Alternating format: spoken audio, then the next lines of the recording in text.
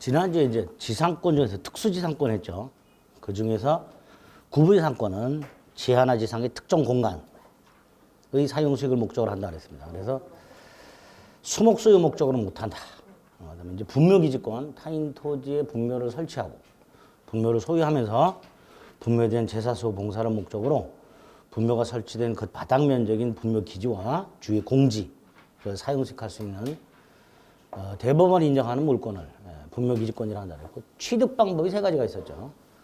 토지 소유자의 승낙을 받아 설치한 경우, 장사 등에 관한 법률 시행 전 타인 토지에 무단 설치하고 20년 경과한 경우, 자기 토지에 분묘를 설치하고 분묘 이전 특약 없이 토지만을 양도한 경우, 세 가지 경우에 분묘기지권을 취득할 수 있다. 그 정도. 그 다음에 지역권이라고 타인 토지로부터 자기 토지 편익을 받는, 그러니까 타인 토지로부터 자기 토지 편익에 그 타인 토지를 이용하는 그런 권리를 지역권이라고 했습니다. 요역지와 승역지가 있고요. 요역지와 승역지는 반드시 인접할 필요가 없으며, 요역지는 일필토지 전부, 승역지는 일필토지 전부 또는 일부에도 무방하다. 그 다음에 지역권의 특징이라고 해서 지역권은 승역지를 배타적으로 점유하지 않는다. 그래서 승역지는 공용적 성격이 있다. 그 다음에 지역권의 수반성이라고, 지역권은 요역지 소유권에 부종하여 이전하며 요역지 소유권 이외의 권리 목적이 된다. 다만 다른 약정할 수 있다. 수반성, 요역지와 분리해서 지역권만 양도하거나 저당권 등 다른 권리의 목적으로 하지 못한다. 불가분성, 요역지 공유자 중 1인이 지역권을 취득하면 다른 공유자도 지역권을 취득한다. 요 정도는 꼭 기억해달라 그랬습니다. 담보물권이라고 해서 유치권하고 저당권 했죠. 유치권은 타인 물건을 점유하는 자가 그 물건에 관하여 생긴 채권을 변제받을 때까지 그 타인 물건을 점유하면서 반환을 거절하는 법정 담보물권이죠. 포기 특약할 수 있다고 그랬고요. 우선 변제, 물상대위, 추구표, 물권적 청권 이런 거 인정 안 된다 그랬고요.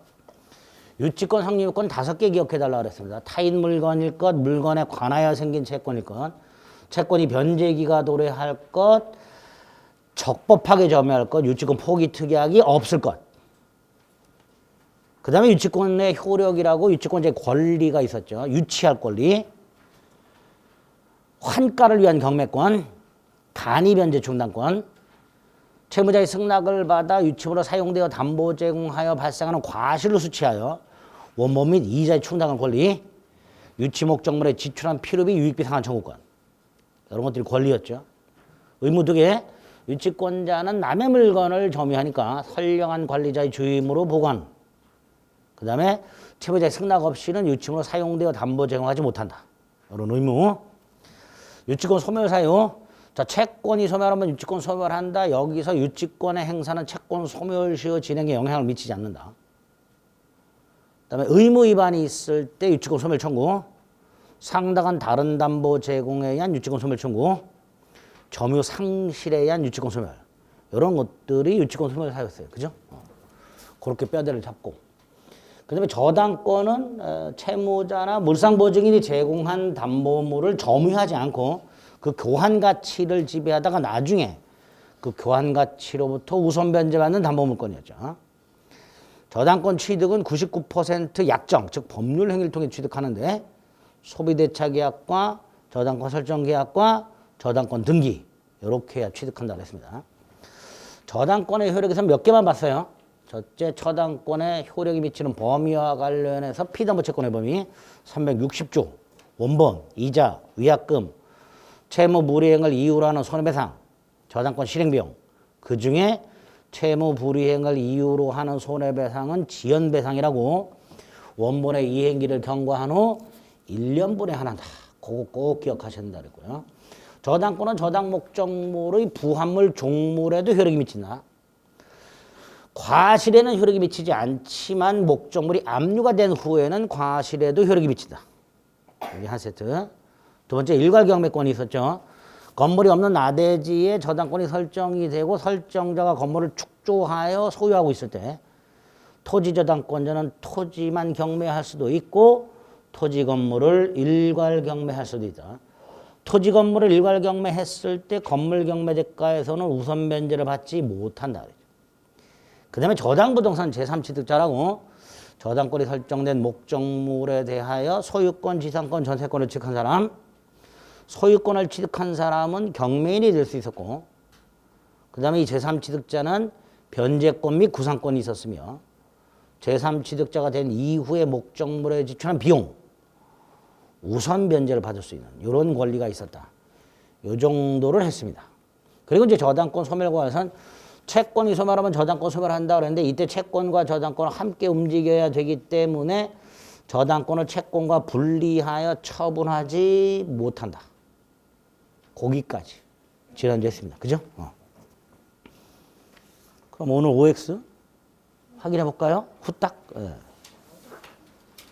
1번이 구분지상권이죠. 지하 또는 지상의 공간은 상하의 범위를 정하여 건물부터 공작물까지죠. 수목 안 되지요. 수목 지워야 되죠. 구분지상권은 수목 안 된다 그랬습니다.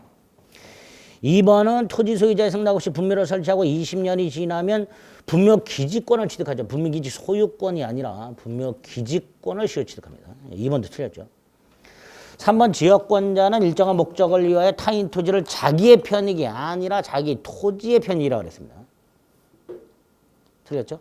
4번 요역지와 승역지가 바뀌었죠. 요역지는 일필 토지여야 되고요. 승역지는 일부여도 무방하죠. 전세권을 빼먹었네. 네. 전세권에서 꼭 기억할 게 뭐죠? 존속기간. 전세권의 존속기간은 10년 넘지 못한다. 넘으면 단축한다. 다만 건물 전세권만은 1년 미만으로 정할 때 1년으로 한다 이렇게 되죠. 거기서 존속기간을 정하지 않거나는 지워야 되죠. 존속기한을 정하지 않은 경우에는 313조가 적용돼서 언제든지 소멸 통고할 수 있다고 그랬습니다. 그리고 존속기한을 정하지 않거나 이거 지워야 됩니다. 6번 유치권은 법정담보물권이고 포기특약은 유효하다 그랬습니다. 7번 유치권자는 우선변제권 인정되지 않고 따라서 물상대위도 인정되지 않는다 그랬습니다.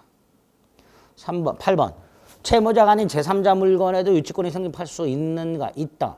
갑의 자동차를 을이 빌려 타다가 고장이 나서 을이 수리를 맡겼을 때 수리계약은 을이 했으니까 채무자는 을, 그러나 자동차 소유자는 갑. 이때 수리업자 병은 수리를 받지 못하면 유치할 수 있게 됩니다. 따라서 유치 목적물은 반드시 채무자 소유가 아니어도 된다. 9번은 결련관계가 인정되지 않기 때문에 유치권 인정 안 되는 거 외워달라고 그랬어요. 보증금, 권리금, 부속물 매매대금, 건축 자재대금, 채권. 이런 말이 나오면 유치권 성립하지 않는다 그랬습니다. 따라서 유치할 권리가 없다라고 해야 되죠. 10번은 담보물권의 부종성이죠. 채권이 소멸하면 담보물권은 말소 등기 없이 그냥 소멸한다 그랬습니다. 11번 채무자 이외의 제3자적 물상보증인도 설정자가 얼마든지 될 수 있고요. 12번 저당권 이력은 부합물 종물에도 미치는데 명인방법을 갖춘 수목은 토지와는 별도의 물건으로 취급하니까 토지의 부합물도 아니고 종물도 아닙니다. 따라서 저당권 이력이 미치지 않는다라고 해야 됩니다. 13번이 일괄경매권이죠. 토지저당권자의 토지건물 일괄경매 청권이 인정이 되려면 건물이 토지에 대한 저당권 설정 당시 없었어야 되죠. 건물이 없는 상태에서 토지 저당권이 설정이 되고 건물이 지어졌을 때 일괄경매가 가능하다고 그랬습니다. 따라서 13번도 틀린 지문이 됩니다. 그죠? 이런 것들이 기본적으로 출제가 가능한 이런 지문들입니다. 자, 지난주에 한 게 이런 것들입니다. 자, 이제 오늘은 계약법 하고요. 계약 총론을 합니다. 계약 총론에서는 5문제가 나옵니다. 강론은 매매교환 임대차라고 역시 5문제가 나오는데요. 계약 총론에서 꼭 나오는 게 4개가 있습니다. 하나가 계약의 성립과 관련된 거고요. 두 번째가 동시 이행의 항변권. 세 번째가 제3자를 위한 계약. 네 번째가 계약의 해제. 이 4개는 거의 꼭 나온다라고 생각하시면 됩니다. 거기 계약법 총론에 보면요. 밑에, 바로 밑에, 목차 밑에 첫 번째 계약의 성립과 관련된 거. 두 번째 줄에 동시 이행의 항변권. 세 번째 줄에 제3자를 위한 계약. 네 번째 줄에 해제. 이 4가지 테마. 이거는 꼭 나온다라고 생각하시면 돼요. 넘기지 마시고요. 여기 목차 밑에 있다고 그랬잖아요. 여기. 제가 넘기시라 소리 안 되면 자꾸 넘기셔. 계약법 총론 목차 밑에 첫째 줄, 둘째 줄, 셋째 줄, 넷째 줄에 각각 그 테마가 나와 있습니다. 계약의 성립, 동시한변권, 제3자를 위한 계약, 해제, 네 가지 꼭 나옵니다. 결국 계약 총론은요, 무수히 많은 계약 형태, 뭐 매매, 교환, 임대차, 증여, 사용대차 등등등 무수히 많은 계약 형태에 공통적으로 적용되거나 또는 어느 특정한 그룹의 계약, 예컨대 쌍무 계약 같은 이런 특정한 그룹의 계약에 공통적으로 적용되는 제도들을 제도들. 계약은 이런 제도를 통해서 민법이 규율을 하고 있구나. 물론 그 전에 계약은 어떤 과정을 통해서 성립하는가, 그 다음에 언제 성립하는가, 이런 것들이 먼저 나오게 됩니다. 그 순서대로 봐주시면 돼요. 첫 번째로 봐야 될 게 계약의 의의라고 되어 있죠. 뭐 계약의 뜻이 뭔지는 아시죠? 그 중에서 우리가 앞으로 보게 되는 계약은 협의의 계약이라고, 다른 말로 채권 계약이라고 부릅니다. 협의의 계약, 채권 계약은 계약이라는 걸 한 당사자에게 채권 채무가 발생하는 거. 이게 계약이다. 이게. 채권 채무. 계약이란 건 뭐뭐 하겠다고 합의하는 거잖아요. 우리 매매 계약을 보게 되면 매도인은 물건을 넘겨주겠다, 소유권 넘겨주겠다라고 약속을 하고 매수인은 대금을 지급하겠다라고 약속을 하는 거예요. 그리고 그 두 사람의 약속이 합의가 이루 합의. 이게 계약이야. 그렇게 계약을 하게 되면 계약 당사자에게는 뭐가 생긴다? 채권과 채무가 생깁니다. 이런 걸 이제 앞으로 봐야 될 계약이라고 생각하시면 돼요. 이런 계약은 누구의 간섭도 없이 자유롭게 체결돼야 하는 걸 원칙으로 합니다. 그걸 계약 자유의 원칙이라고 하고요. 오른쪽에 파생 원칙이 4개가 있습니다. 외워야 됩니다. 첫째, 계약을 체결할 것인가 말 것인가, 이걸 체결 여부의 자유라고 합니다. 두 번째, 계약을 체결한다면 누구하고 체결할 것인가, 상대방 선택 자유가 있고요. 어떤 내용의 계약을 할 것인가, 내가 무엇을 살 것인가, 그런 의미예요. 마트 가서 내가 두부를 사더라도 어느 회사 제품의 물건을 살 것인가, 이런 것들이 내용 결정의 자유다라고 생각하시면 돼요. 마지막에 방식의 자유라고, 계약을 할 때 구두로 할 것인가, 계약서를 쓸 것인가, 계약서를 쓴다면 수기로 작성할 것인가, 워드를 칠 것인가, 뭐 등등을 선택할 수 있는 걸 방식의 자유라고 합니다. 이 4가지 자유가 있다. 그런데 거기서 조심하실 게, 그 내용 결정의 자유에 두 번째 줄에 보면 여기에는 일단 성립한 계약의 내용을 후에 변경하나 보충하는 것도 포함된다라고 하는데 이거 지우세요. 여기서 변경 보충이란 건 일방적 변경 보충이 아니라 합의로 변경 보충하는 거예요. 그죠? 계약을 한 다음에 계약 내용을 내가 일방적으로 변경하거나 보충할 수 있어요? 없어요? 없죠? 그죠? 여기선 합의로 변경 보충하는 걸 말하고요. 합의로 변경 보충하는 건 변경 보충의 자유가 없다라는 거예요. 그래서 이건 포함된다는 빼버려야 돼요. 그래서 4가지, 체결 여부, 상대방 선택, 내용 결정, 방식, 4가지 자유를 머릿속에 넣어두시면 됩니다. 그 다음에 이 계약자의 원칙이 무제한 인정되지는 않는다. 일정한 제한을 가하고 있는데요. 그 계약자의 원칙의 제한 중에서 동그라미 3번에 가면 내용 결정의 자유, 요거 제한하는 게 나오는데, 거기서 우리가 이미 민법 총칙에서 봤던 103조, 104조, 나중에 103조를 보면요, 이렇게 돼 있어요. 다시 한번 확인해 보면 법률행위 내용이 선량한 분석 기타 사회 질서에 위반한 상황을 내용으로 하면 무효가 된다, 이렇게 되어 있습니다. 그러니까 결국 반사의 질서 행위 모여나 불공정한 행위 모여는 그 내용을 제한한 내용. 내용이 반사의 질서적이다, 내용이 불공정하다, 그럼 무효로 한다.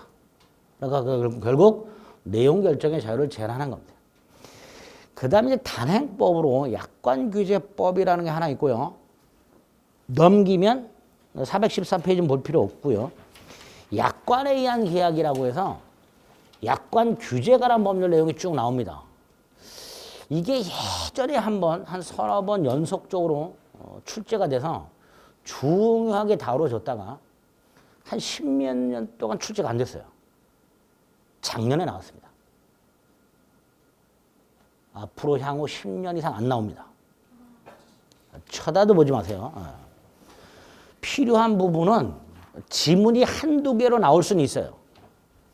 그런 것들은 나중에 문제풀이에서 정리해 드릴 테니까 미리 쳐다도 보지 마세요. 그래도 순서대로 공부해야지 하고 집에서 또 혼자 보시는 분들 계시는데 뭐 말리지는 않습니다. 말리지는 않는데 고통스러울 거예요. 보지 마세요. 자, 그럼 뭘 보느냐? 417페이지 계약의 종류. 요 몇 가지 구별 좀 하셔야 됩니다. 계약 총론에는 모든 계약에 적용되는 제도들만 있는 게 아니고 어떤 특정 그룹의 계약에만 적용되는 제도들이 있어요. 예컨대 동시환배권이나 위험부담 같은 것들. 그 다음에 뭐 제3자를 위한 계약이라는 제도 같은 것들. 또 매매가면 담보책임 같은 것들은 모든 계약에 적용이 안 되고 뭐 해지 같은 것들. 특정한 이 그룹에 있는 계약에만 적용이 됩니다. 그걸 구별해 보자가 계약의 종류예요. 가장 기본적으로 구별하는 게 전형계약, 비전형계약인데요. 전형계약은 민법에 있는 거. 민법에는 총 15종류의 계약을 규정해 놨습니다. 그게 전형계약입니다.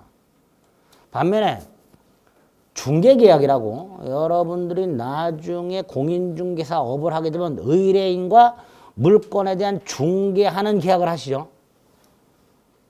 부동산 소유자 등이 여러분에게 물건을 맡기는 게 중개계약이에요. 그죠? 양당사자의 거래를 중개하게 되는 거예요. 그 중개계약은 민법에 없고요. 공인중개사법에 있습니다. 따라서 이런 건 비전형계약이라고 하게 되고요. 몇 년 전에 한번 출제가 된 적이 있어요. 중개계약은 민법상 전형계약이다라고 틀린 지문이다. 이렇게 생각하시면 됩니다. 잘 안 나옵니다. 이거는. 자, 중요한 게 418페이지에 보면 쌍무, 편무, 유상무상, 낙성요물, 계속적, 일시적 네 가지는 기억을 하셔야 되는데 그거 기억하시기 전에 먼저 암기를 좀 하실 게 있어요. 그냥 암기하세요. 우리 시험법에 있는 매매, 교환, 임대차 이 세 가지 유상이고요. 쌍무고요. 낙성이고요. 분류식 계약입니다. 자, 유상이 뭔지 쌍무가 뭔지 낙성이 뭔지 조금 이따 볼 거니까 일단 매매, 교환, 임대차는 유상, 쌍무, 낙성, 분류식 계약 이렇게 기억해요. 유상, 낙불, 육산, 낙불 다 중얼중얼 해주세요. 그 다음에 매매하고 교환은 일시적 계약이고요. 임대차는 계속적 계약입니다. 계속적 계약. 일단 우리 시험범위에 있는 세 가지 계약 형태는 이게 어디 그룹에 속하는지는 기억을 꼭 하셔야 됩니다. 두 번째가 우리 시험 범위는 아니지만 증여계약하고 사용대차 계약이 나오는데요. 이 증여하고 사용대차는 전형적인 무상이고 편무입니다. 물론 낙성이고 분류식 계약입니다. 그 다음에 증여는 일시적이고 사용대차는 계속적인데요. 이건 잘 안 나옵니다. 그래도 그냥 뭐 일시적 이거는. 사용대차는 계속적. 물론 증여도 계속적이 될 수도 있습니다. 그러니까 증여는 일시적이 보통이지만 계속적도 될 수 있어요. 그러니까 요거는 잘 안 나와요. 그러니까 이렇게 딱. 사용대차만 이제 계속적이다라고 생각하시면 돼요. 그 다음에 조금 이따 보게 되는 현상광고 계약이라는 게 있습니다. 이 현상광고 계약은 유상인데요. 편무예요. 그리고 낙성이 아니라 요물계약입니다. 요물계약. 요식, 분류식은 뭐 경우에 따라 좀 달라집니다.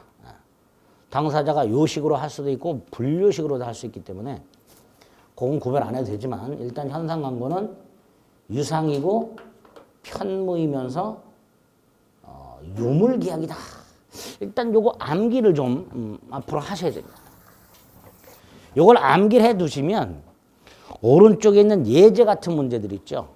이 기출 문제들 이런 금방 풀려요. 외워만 두면. 자, 그런데 이렇게 암기할 걸 미리 정해놓고 이제 이게 어떤 계약인지 확인을 좀 해보자. 자, 먼저 쌍무편무가 나왔는데요. 쌍무는 예를 들어서 매매 계약을 체결하게 되면 양당사자에게 채무가 생겨요. 그죠? 이게 쌍무예요. 반면에 증여는 편무라고 해서 갑이 을에게 물건을 공짜로 주기로 계약을 해요. 매매를 하면 양당사자에게 채무가 생기지만 증여 계약을 하면 증여자에게만 채무가 생깁니다. 이런 걸 편무라고 합니다. 그러니까 쌍무하고 편무는 계약을 체결했을 때 딱 구별합니다. 계약을 체결했을 때. 그때. 양당사자에게 채무가 생기느냐 한쪽만 생기느냐를 구별합니다. 그리고 동그라미 3번에 구별실익이 있죠. 왜 구별하느냐? 쌍무 계약이라는 그룹에만 동시이행의 한별권과 위헌부담이 적용이 됩니다. 그래서 구별합니다. 이 구별실익 꼭 기억해 두셔야 돼요. 두 번째, 유상무상이 나오는데요. 유상무상은 이행까지 하고 난 다음에 구별합니다. 쌍무, 편무는 계약을 딱 했을 때 구별하는 거고요. 유상무상은 이행까지 다 끝나고 난 다음에 구별합니다. 이렇게 매매 계약을 하면요. 쌍무라 그랬죠? 근데 이행을 만약에 끝냈다. 그러면 매도인은 소유권 넘겨주고 매수인은 대금을 지급합니다. 다시 말해서 주고받았어요. 이런 게 유상입니다. 이행까지 끝났을 때 주고받은 게 있다. 유상. 반면에 무상. 아까 증여 계약은 편무라 그랬죠. 이행이 끝나면 증여자만 이행을 하고 끝납니다. 즉 주기만 할 뿐 받는 게 없어요. 이런 걸 무상이라 합니다. 그 다음에 구별실이라고 유상무상을 왜 구별하느냐? 나중에 매매를 가면 매매 관련된 규정이 유상계약에만 적용이 돼요. 특히 담보책임이라는 제도가 있는데 그 담보책임이 유상계약에만 적용이 됩니다. 그래서 구별합니다. 그래서 아까 봤던 쌍무, 편무를 구별하는 이유하고 유상무상을 구별하는 이유를 구별하셔야 돼요. 바꿔서 냅니다. 쌍무, 편무 구별하는 이유, 쌍무에만 담보책임이 적용된다. 틀린 지문이 됩니다. 유상무상을 구별하는 이유, 유상계약에만 동시이행 강변권에 문제가 생긴다. 틀린 지문이 됩니다. 그러니까 일단 그 구별실익을 확인하고 그 다음에 쌍무, 편무, 유상무상을 구별해 봐야 되는데 이걸 구별하려면 낙성계약하고 요물계약을 구별하실 수 있어요. 일단 낙성계약은 청약과 승낙만으로 성립하는 계약이라고 해서 약속만으로 성립하는 게 낙성. 약속. 매매 같은 경우 매도인은 소유권을 넘겨주겠다고 약속을 하고요. 매수인은 대금을 지급하겠다고 약속을 합니다. 그죠? 이렇게 약속만으로 성립하는 게 낙성계약이에요. 반면에 형상광고, 요물계약은 약속만으로 성립하지 않아요. 계약 당사자 중 어느 한쪽이 뭔가를 이행을 해야만 계약이 성립해요. 약속만으로 성립하지 않고. 민법 15개의 전형계약 중에서 현상광고가 요물계약입니다. 현상광고. 우리 시험 보면 아니지만 현상광고 그냥 광고하는 거예요. 뭐라고 광고하느냐. 중국집 사장님께서 쿠폰을 50장을 가져오면 탕수육 한 접시를 증정한다. 이렇게. 이게 현상광고예요. 자, 여기서 중국집 사장님, 즉 광고하는 자가 정한 게 있어요. 뭘 정했어요? 50장을 가져와라. 그러면 탕수육 주겠다. 이때 그 광고자가 정한 것, 이거를 상대방이 완료함으로써 성립하는 계약이 현상광고입니다. 다시 말해서 을이 50장을 갑에게 갖다 줘야 갑과 을 사이에는 현상광고 계약이 성립합니다. 우리 시험 범위가 아니니까 그냥 간단하게 광고에서 정한 행위를 완료하겠다고 약정함으로 성립하는 게 아니고 광고에서 정한 행위를 완료함으로써 성립하는 계약이 현상광고 계약이에요. 그게 우리 민법상 현상광고 계약의 개념입니다. 그러니까 을은 50장을 갖다 주겠다고 약속만 해서는 안 되고 50장을 갖다 줘야 계약이 성립합니다. 이런 걸 요물계약이라고 해요. 두 번째, 50장을 갖다 줘서 각과 을 사이의 현상광고 계약이 성립하게 되면 간만 채무가 생겨요. 간만. 탕수육을 을에게 한 접시 줘야 될 채무. 그러니까 편무가 됩니다. 그런데 이행을 했다. 탕수육을 한 접시 줬다. 그리고 봤더니 주기만 한 게 아니라 받은 것도 있죠. 분명히 가면 쿠폰 50장을 받았죠. 주고 받았단 말이에요. 그러니까 뭐다? 유상이다. 그래서 현상광고 계약은 편무지만 이행까지 끝나고 났더니 주고 받은 게 있더란 말이에요. 그래서 유상. 이렇게 됩니다. 그리고 나서 이제 그림을 통해서 쌍무, 편무, 유상, 무상을 구별하자. 편무계약의 대표적인 게 증여라는 놈이 있고 사용대차라는 놈이 있고 현상광고 계약이 있습니다. 그 다음 이걸 유무상으로 나눠보면 쌍무는 양당사자에게 채무가 생기니까 이행이 끝나면 필연적으로 주고받지요. 그러니까 쌍무계약은 계약을 체결했을 때 양당사자에게 채무가 생기고 이행이 끝나면 필연적으로 주고받게 된단 말이죠. 그러니까 쌍무는 이행이 끝나면 전부 뭐가 되는 거예요? 유상이 되겠지. 그래서 유상은 모든 쌍무 더하기 현상광고가 유상이 됩니다. 나머지가 무상이 되겠죠. 그래서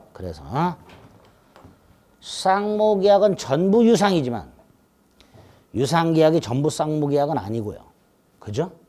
무상계약은 전부 편무지만 편무가 전부 무상인 것은 아니다 라는 지문이 왕왕 출제가 됩니다. 그거 기억하시면 돼요. 그래서 맨 밑에 핵심에 그림이 있죠. 그 그림 오른쪽 박스 그거 머릿속에 넣죠. 됐죠? 이렇게 쌍무, 편무, 유상, 무상, 낙성, 요물 중요한 구별이고요. 일시적 계속 기억속적은 말씀드렸죠. 일시적은 한 번 이행으로 끝나는 거. 계속적은 언제부터 언제까지 이행을 지속하는 거. 이게 계속적 계약 이렇게 부르게 됩니다. 이렇게 계약의 종류를 꼭 요새 자주 단순 암기 형태로 물어보니까 잘 기억을 해 두셔야 됩니다. 그 다음에 이제 오른쪽에 하단에 보면 계약의 성립이 나왔습니다. 아주 중요하죠. 계약 총론에서 계약의 의의와 종류 간단히 확인하고 그 다음에 아주 중요한 게 계약의 성립이죠. 근데 이 계약의 성립을 보면요. 조문이 527조부터 534조까지 8개가 있습니다. 불행하게도 이거 암기하십니다. 암기해야 돼요. 이해 암기하셔야 됩니다. 오늘은 531조를 뺀 나머지를 볼 겁니다. 531조, 그건 조금 까다롭기 때문에 충분히 오늘 기본 과정에서 이해 암기 가능한 거 531조 뺀 나머지만 좀 살펴볼 건데요. 자, 계약이 성립하기 위해서는 당연히 양당사자가 존재해야 되죠. 그죠? 그리고 이 사람이 일치해야 됩니다. 갑이 을에게 결혼을 하자고 청혼을 했는데 옆에 있던 병이 승낙을 하면 갑과 병이 결혼이 되냐 말이죠. 될 리가 없죠. 이거를 주관적 합치라고 합니다. 자, 계약이 성립하려면 일단 기본적으로 양당사자가 존재하고 그 당사자가 일치해야 된다. 또 계약의 목적이 있을 것이고요. 그 목적이 의사표시를 통해서 나타날 텐데 그 의사표시가 두 가지. 청약의 의사표시와 승낙의 의사표시입니다.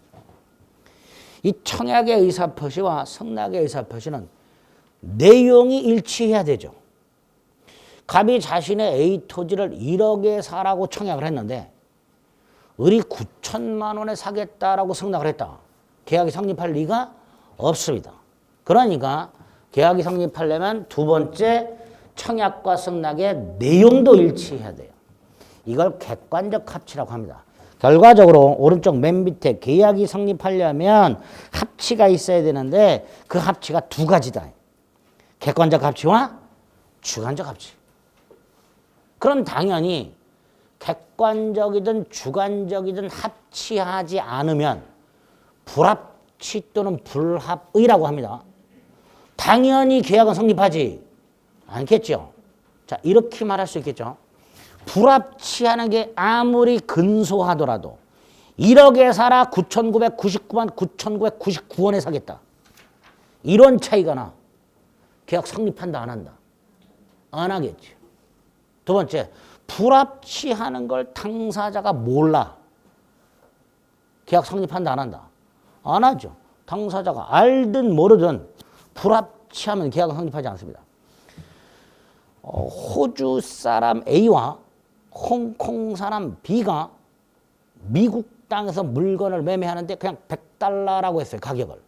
근데 호주 사람은 호주 달러라고 생각하고 있었고 홍콩 사람은 홍콩 달러라고 생각했어요.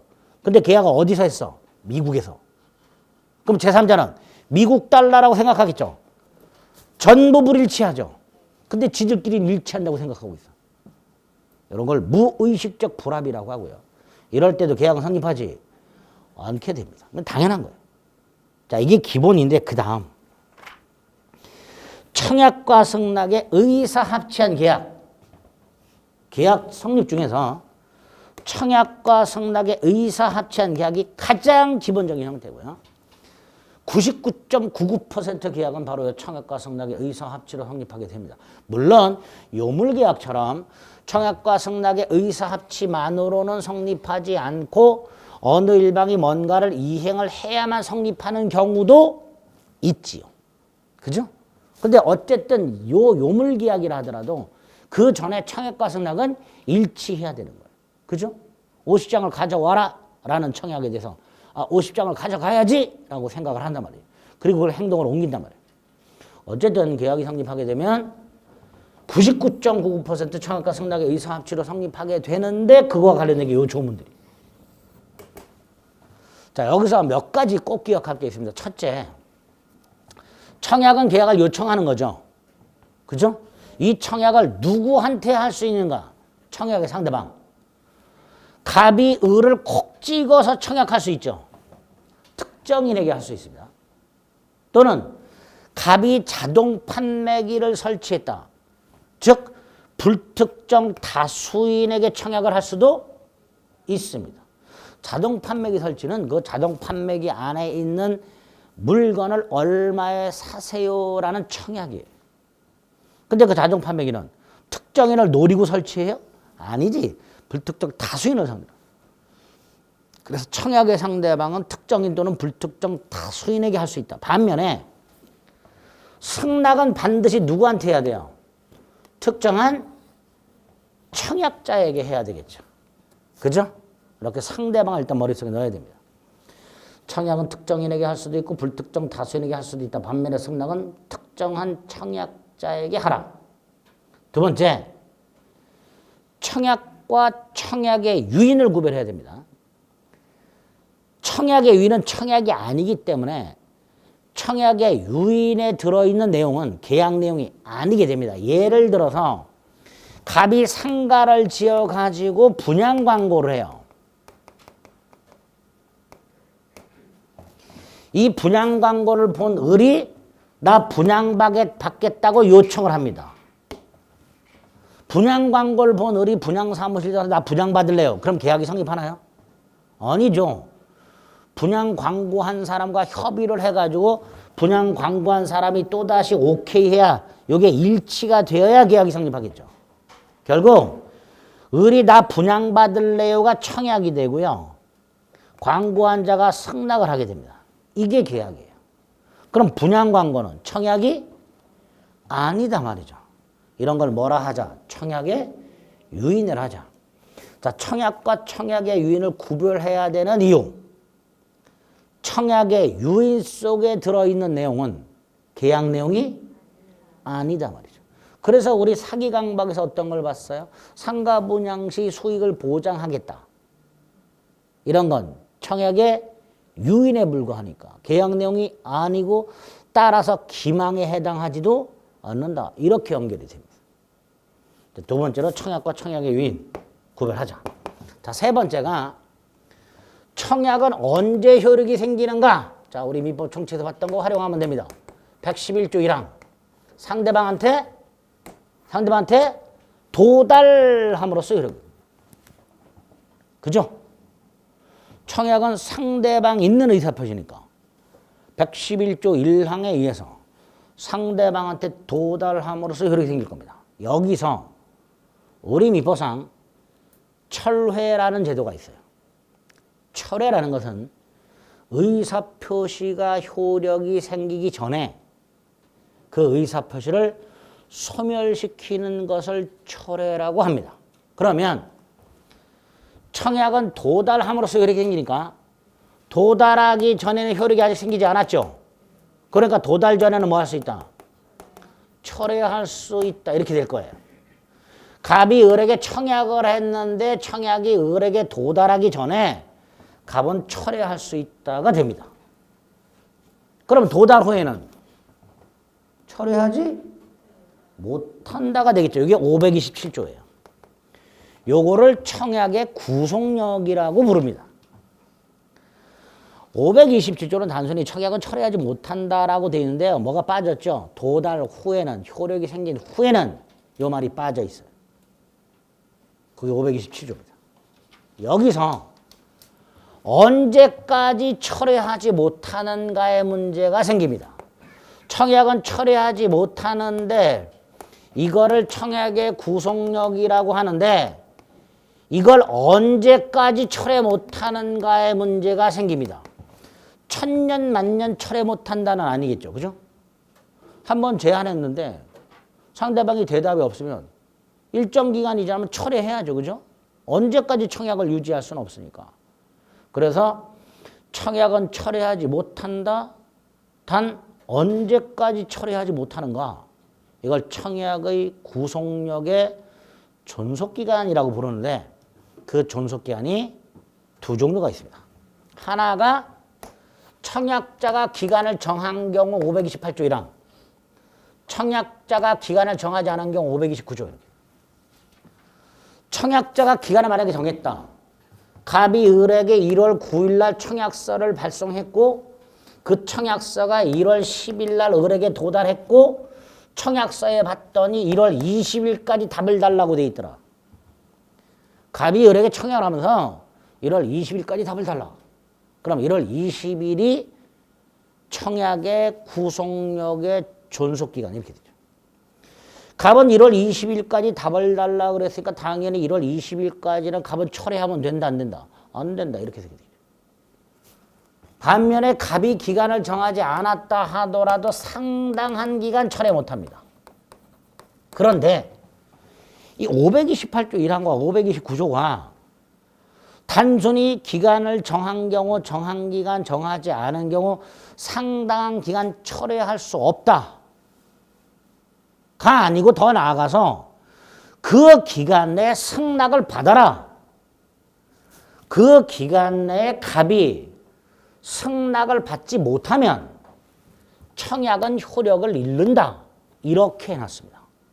그러니까 갑이 을에게 청약을 했을 때 그 기간은, 구속력의 존속기간은 그때까지 철회 못하는 것을 넘어서서 더 나아가서 그 기간 내에 뭘 받아야 돼요? 승낙을 받아야 계약이 성립하는 거예요. 그 기간 내에. 그래서 청약의 구속력의 존속기간은 다른 말로 승낙기간. 그러니까 승낙이라는 것은 요 기간 내에 갑에게 도달을 해야 계약이 성립하겠죠. 그걸 승낙 적격이라고 불러요. 말이 그지같이 어려울 뿐입니다. 표현이. 그냥 갑은 이때까지 철회 못하고 그때까지 승낙을 받으면 돼. 이렇게 끝나면 돼. 그게 우리 일반적으로 아는 거야. 그거를 이제 표현을 청약 구속력의 존속기간, 승낙기간, 승낙 적격 합격의 존속기간 이렇게 말을 바꿔서 표현한다 그런 뜻이에요. 어쨌든 결론은 이때까지는 적어도 승낙이 가백에 도달해야 계약이 성립해요. 이때까지 승낙을 받지 못하면 청약은 효력이 사라져요. 그러니까 청약의 효력이 사라진 후에 예를 들어 1월 21일 날 의뢰 승낙이 가백에 도달을 해버리면 계약은 성립하지 않는다. 이렇게 될 겁니다. 그죠? 그런데 여기서 요거를 우리 민법의 530조에서 갑이 새 청약으로 볼 수 있다. 이렇게 해놨습니다. 연착한 승낙에 대해서 갑이 뭐로 볼 수 있다고요? 새 청약으로 볼 수 있다. 그러니까 의뢰 승낙이 1월 21일 날 갑에게 도달을 하면 갑은 그에 대해서 승낙을 함으로써 계약이 성립할 여지는 남게 됩니다. 그게 530조 연착한 승낙이에요. 그래서 일단 가장 기본이 되는 조문이 527조와 528조 1항 529조와 530조. 이게 가장 기본이 되는 조문이 됩니다. 근데 여기서 조금 이상한 게 하나 나옵니다. 갑의 청약이 을에게 1월 20일 날 도달을 했어요. 승낙 기간을 1월 20일로 정했습니다. 그런데 을이 1월 11일 날 을이 승낙을 발송을 했어요. 갑에게. 을이 승낙서를 1월 11일 날 갑에게 발송한 경우 이 을의 승낙서는 20일까지 갑에게 도달할까요? 안 할까요? 대한민국. 하고도 남죠. 요즘은 당일 배송도 있는데. 그죠? 오전에 주문하면 저녁 때 받아보실 수 있습니다. 20일까지는 갑에게 도달하고도 남아요. 그런데 어찌된 영문인지 1월 21일 날 갑에게 도달을 해버렸어요. 연착했죠. 분명히 연착을 했는데 충분히 20일까지는 도달할 수 있는 발송이었죠. 자, 이 경우 을은 자기가 1월 11일 날 갑에게 발송한 승낙서가 연착했다는 사실을 꿈에도 모르겠죠. 그죠? 예? 을은 모를 거 아니에요. 11일 날 보냈는데 그게 20일이 지나서 21일 날 갑에게 도달했다. 갑이 말해주기 전까지는 을은 연착했다는 사실을 꿈에도 모를 거예요. 그죠? 그러니까 이 경우엔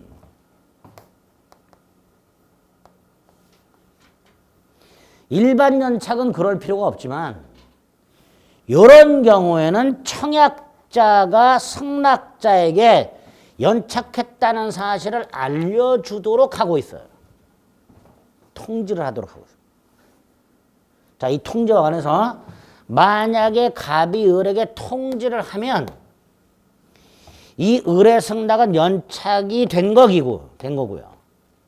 따라서 계약은 성립하지 않게 됩니다. 단 요게 적용될 수 있죠. 그죠? 이렇게 연결해서 이해하셔야 되고요. 만약에 갑이 통지를 하지 않으면 이 을의 승낙은 연착이 아니에요. 그래서 계약은 성립이 돼버립니다. 나중에 갑이 연착했으니까 계약 성립 안 했다고 우겨봐야 소용이 없습니다. 이렇게 사고에 의한 연착이라고 통상의 연착과는 다르게 처리하는 요게 있다는 거. 요거 오늘 이해하시면 됩니다. 됐죠? 이 정도가 청약과 승낙의 의사합치한 계약 성립인데 마지막. 을의 승낙이 기간 내에 갑에게 도달을 했어. 그럼 계약이 성립하겠죠? 아니지. 그 다음에 내용 일치를 봐야죠. 내용일치. 아까도 말씀드렸듯이 1억에 사라. 9천에 사겠다. 계약을 성립한다 안 한다? 안 한다 그랬죠. 그런데 우리 민법의 534조에서 갑의 청약에 대하여 을이 조건을 붙이거나 변경을 해서 승낙을 한 경우 계약을 성립한다 안 한다? 안 한다. 단 그 을의 승낙을 갑의 청약을 거절함과 동시에 새 청약으로 본다. 요렇게 해놨습니다. 요거까지 딱 그래서 넣으시면 돼요. 요 정도가 청약과 승낙의 계약 합치해서 계약 성립해서 보셔야 될 내용이다. 기본 과정에서 420페이지 하단에 1번에 청약의 양가라 1번 의의가 있고요. 오른쪽 위에 동그라미 2번과 동그라미 3번이 있습니다. 그리고 판례가 있죠. 분양광고. 그죠? 밑에 양가라 3번에 청약의 효력이라고 1번에 기억이 있고요. 니은은 우리 본 거죠. 청약자가 청약을 발송한 후 사망하거나 제한 능력자가 되었다 하더라도 청약의 효력에는 영향을 미치지 않는다. 민법 총칙을 봤던 내용이 그대로 다시 나옵니다. 그 다음에 넘겼더니 조문이 쫙 나와 있죠. 527조, 528조 1항, 529조까지가 기본이고요. 그 다음에 528조 2항, 3항이 사고에 의한 연착입니다. 따로 기억하시죠. 됐죠? 조문만 확인하자. 조문만. 그리고 오른쪽으로 내려가면 승낙이 나왔고요. 승낙에 의해 동그라미 1번, 동그라미 2번. 승낙 보면 동그라미 1번, 2번. 그거 확인하시면 되고요.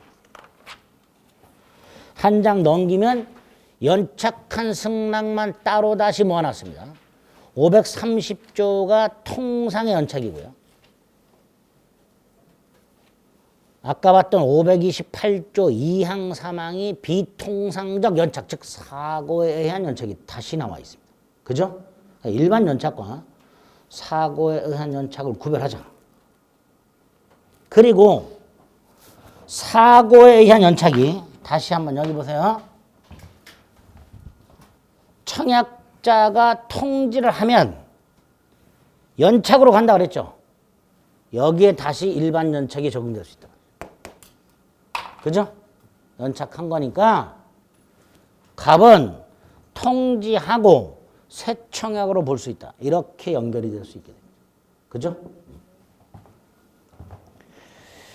계약의 성립 시기는 오늘 안 봅니다. 자, 이 정도가 청약과 승낙의 의사합치에 의한 계약 성립에 체크할 것들이에요. 그럼 이제 427페이지를 가면요. 승낙 없이 계약이 성립하는 두 가지가 나와 있습니다. 하나가 의사실현에 의한 계약 성립이라고 532조가 있죠. 지하철에 앉아있는데 물건을 사라고 무릎에 올려놨다. 받자마자 뜯어서 사용하기 시작했다. 누가 봐도 사겠다는 거죠. 그런 걸 의사실현에 의한 계약 성립이라 합니다. 승낙으로 볼 수 있는 일정한 사실이 있을 때 계약이 성립하는 것을 말하고요. 위에 있는 533조 교차청약은 동일한 양청약이 교차된 경우에 갑이 을에게 청약, 을도 갑에게 청약, 내용이 일치. 계약은 언제 성립한다? 양청약이 도달한 때. 양청약이 모두 도달한 때 계약은 성립하게 됩니다. 두 가지 조문만 간단히 확인하시면 돼요. 이렇게 청약과 승낙의 의사합천 계약 성립과 승낙 없이 계약이 성립하는 예외적인, 극히 예외적인 두 가지. 이렇게 계약 성립을 받습니다. 자, 계약 성립을 본 다음에 이런 기준을 가지고 계약이 성립했다 안 했다를 판단하고 계약이 성립했다면 그 다음에 계약의 무효를 판단해야 되죠. 그죠? 이 계약의 유무효를 판단할 때 우리가 민법 총칙에서 봤던 그 요건들, 당사자는 능력이 있을 것, 목적의 확정성, 가능성, 적법성, 사회적 타당성을 갖출 것, 의사표시가 일치하고 하자가 없어. 그걸로 판단하면 되는데 그 기준을 가지고 판단하다 보니까 이런 문제가 생겼다. 각과 을사에 1월 10일 날 주택을 매매했는데 앞불사 이 주택이 1월 9일 날 이미 멸실이 됐더라. 1월 9일 날 주택이 이미 멸실됐다면 1월 10일 매매계약 체결 당시 목적 달성이 불가능하죠. 소유권 변동이 불가능합니다. 이런 걸 원시적 불능이라고 하죠. 원시적 불능이라면 계약은 뭐? 효가 되고요. 이행하기 전이라면 이행할 필요가 없고요. 이행을 했다면 돌려주고 돌려받자 부당이 득반한. 요렇게 처리했어요. 그죠? 여기에 플러스 추가적으로 요런 요건을 갖춘 경우 어느 한쪽은 원시적 불능 사실을 알았거나 알 수 있었고, 예? 주택이 1월 9일 날 이미 멸실됐다는 사실을 갑은 알았거나 알 수 있었고, 상대방은 전혀 모르고 있었던 경우. 물론 이 경우의 수 말고도 있을 수 있죠. 갑도 전혀 모르고 있었던 경우, 뭐 을은 알고 있었던 경우, 이런 경우의 수도 있을 수 있지만 딱 요 경우의 수. 갑은 을과 계약을 하면 돼야 안 돼요? 안 되죠. 갑은 주택이 이미 멸실됐다는 걸 숨기고 팔아먹은 거죠. 사기꾼이지. 그러니까 요 경우에 을에게 손해가 생겼을 테니 배상해라. 요걸 규정하게 됩니다. 요걸 계약 체결상의 과실책임이라고 해요. 요거를. 요게 535조입니다. 즉 우리 민법상 계약 체결상의 과실책임은 계약은 성립됐으나 목적 달성의 원시적 불능인 경우에 발생합니다. 그리고 요건 세 가지가 추가가 되죠. 알았거나 알 수 있었을 것, 상대방 선이 무과실일 것, 상대방에게 손해가 생길 것. 요럴 때 발생하는 손해배상 책임을 뭐라 하자? 계약 체결상의 과실책임이라 하자. 그런데 이때 손해배상을 어떻게 어느 정도 해야 되는가의 문제가 생기고요. 계약과 관련된 손해배상이 두 종류가 있습니다. 실뢰이익배상 또는 실뢰손해배상이라는 게 있고요. 이행이익배상이라는 게 있습니다. 자, 이거 간단하게 구별하시면 돼요. 계약이 무효인데 유효라고 믿었어. 그게 실뢰이익입니다. 계약이 무효야. 근데 유효라고 믿었어. 반면에 계약이 유효해. 근데 이행을 안 해. 내가 이행을 받았더라면 요만큼의 이익이 생길 수 있었는데 이행을 받지 못해서 그 이익이 생기질 않았어. 그게 손해가 되는 거예요. 결국 계약이 무효일 때는 실뢰이익배상이고요. 계약이 유효인데 이행이 안 됐을 때가 이행이익배상입니다. 그럼 계약 체결상의 과실책임은 계약이 분명히 무효라 그랬으니까 실뢰이익배상이에요. 또 이게 보통 더 커요. 그러니까 당연히 이걸 초과해서는 안 된다. 이렇게 되겠죠. 그런데 조문이 이렇게 돼 있습니다. 535조 1항. 목적이 불능한 계약을 체결할 때 그 불능을 알았거나 알 수 있었을 자는 상대방이 그 다음 계약의 유효를 믿었음으로 인하여 받은 손해. 자, 이 계약의 유효를 믿었음으로 인하여 받은 손해란 계약이 무효인데 유효라고 믿었기 때문에 받은 손해를 말합니다. 그 신뢰익비. 반면에 세 번째 줄에는 계약이 유효함으로 인하여 생긴 이익이라고 되어 있죠. 이거는 계약이 유효하고 이행이 됨으로써 생긴 이익이에요. 근데 이행이 안 된 경우를 말하는 거예요. 그러니까 결국 이행이익이 됩니다. 이렇게 실뢰이익과 이행이익이 조문에 뭐라고 표현이 되어 있는가, 그 매치를 좀 시킬 수 있어야 됩니다. 다만 어떤 게 실뢰이익이고 어떤 게 이행이익인지는 구별하기가 만만치 않아요. 다만 실뢰이익은 쉽게 생각하면 실제 지출한 비용이에요. 을이 계약을 체결하기 위해서 하루 쉬었어. 일당 날랐죠. 택시 타고 와서 택시비. 계약금 주려고 이자 주고 돈을 빌렸어. 이자. 을이 계약이 무효라는 걸 알았더라면 계약을 할 리가 없었을 것이고 그랬더라면 일당이라든가 택시비라든가 이자를 날릴 이유가 없었죠. 그게 실례이기. 결국 실제 손해가 난 게 실례입니다. 반면에 이행이 뭐라세요? 내가 이행을 받았더라면 이만큼의 이익이 생겼을 텐데 이행을 받지 못해서 그 이익이 생기지 않은 거죠. 결국 추정치예요. 이행이익은 추정치가 됩니다. 어쨌든 뭐 그런 것까지 구별하라 이런 문제는 안 나오는데 그렇게 일단 이해를 해놨다가 나중에 계약 해지해서 이거 다시 한번 써먹을 겁니다.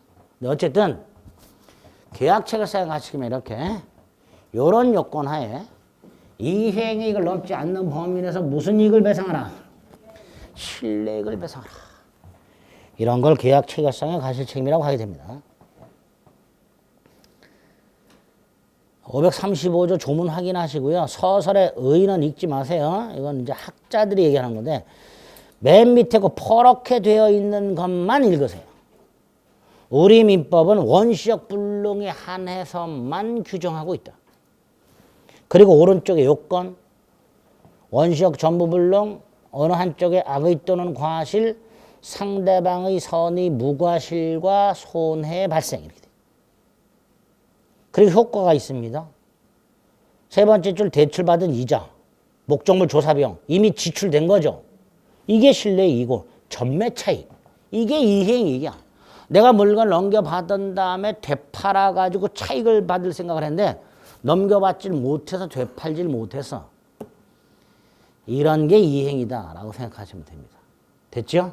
네, 이렇게 계약의 성립과 관련해서 성립 이후 목적 달성의 원시적 불능일 때 계약 체결상의 과실 책임이라는 게 하나 있다. 이 정도 봐주시면 됩니다. 됐죠? 네, 잠시 쉬었다가 쌍무계약의 효력 보겠습니다. 네.